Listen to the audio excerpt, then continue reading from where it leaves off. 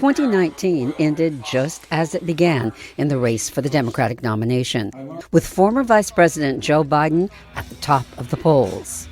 The staying power of Joe Biden had a lot of early stumbles, but here he is at the end of the year, and he's still ticking. He's still in the lead nationally. The latest Real Clear Politics surveys show Biden still way ahead of all his competitors and besting Trump in a head-to-head matchup.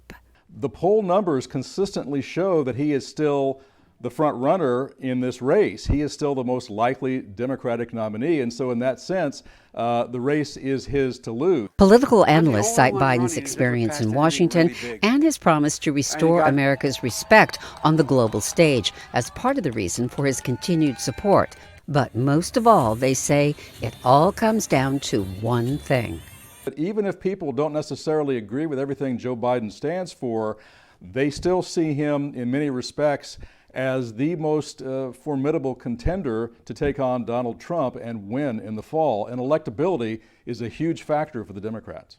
And his strong standing in the polls also shows the controversial headlines stemming from attacks by Republicans over his son Hunter's position on the board of a Ukrainian gas company didn't seem to hurt Biden much, if at all, with his base. It's so complicated, I think a lot of voters tune out.